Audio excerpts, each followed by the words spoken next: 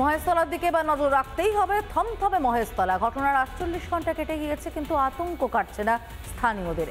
ভয়ে ভয়ে দোকান খুলছেন হাতে গোনা কয়েকজন ব্যবসায়ী। এর মধ্যেই ক্ষতিগ্রস্ত ব্যবসায়ীদের পাশে দাঁড়িয়েছে বিজেপি। তবে ব্যবসায়ীদের অভিযোগ, এখনো দেখা নেই প্রশাসনের। দাঁড়িয়ে রয়েছি আকরা ফটক বাজার, আর সেই বাজারে ব্যবসায়ীরা মূলত আতঙ্কে রয়েছে। পরপর সারিবদ্ধভাবে দোকান তারা কিন্তু বন্ধ করে রেখেছে। এতর দ্বারা রবীন্দ্রনগর এলাকার সমস্ত জনসাধারণকে জানানো হচ্ছে, এলাকায় শান্তি শৃঙ্খলা রক্ষার্থে বিএনএসএস এর 163 অর্থাৎ সিআরপিসির 144 ধারা জারি করা হয়েছে। বুধবার দুষ্কৃতী তাণ্ডবে অগ্নিগর্ভ হয়ে ওঠে গোটা এলাকা। ঘটনার 48 ঘন্টা কাটলেও আতঙ্ক কাটছে না স্থানীয়দের। ভয় ভয়ে দোকান খুলছেন হাতে গোনা কয়েকজন ব্যবসায়ী। সব মানুষ এখানে ভয় খেয়ে আছে, কখন কি হয়ে যাবে সেটা নিজেই বুঝতে পারছে না। প্রশাসন থাকতেও এখানে মানুষ বুঝতে পারছে না কি এখানে প্রশাসন আমাদের বাঁচাবে কিনা।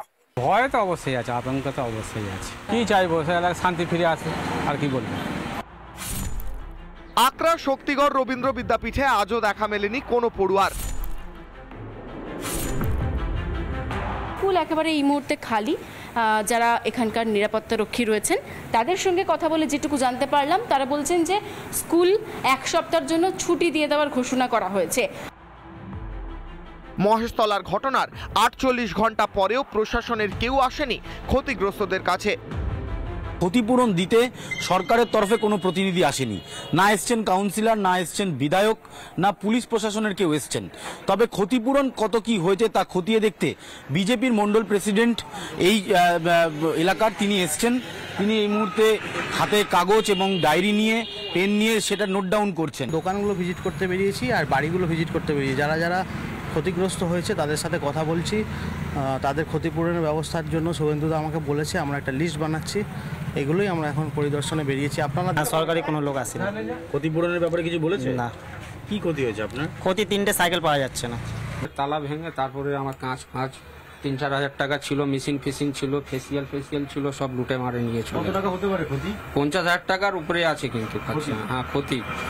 লোকাল কাউন্সিলর এসেছিল না, কেউ আসেনি, কেউ আসেনি। সব মিলিয়ে থমথমে মহেশতলার রবীন্দ্রনগর এলাকায় রয়েছে চাপা আতঙ্ক। বুধবারের তাণ্ডবের ঘটনায় এখনো পর্যন্ত 40 জনকে গ্রেফতার করেছে পুলিশ। রিপাবলিক বাংলা।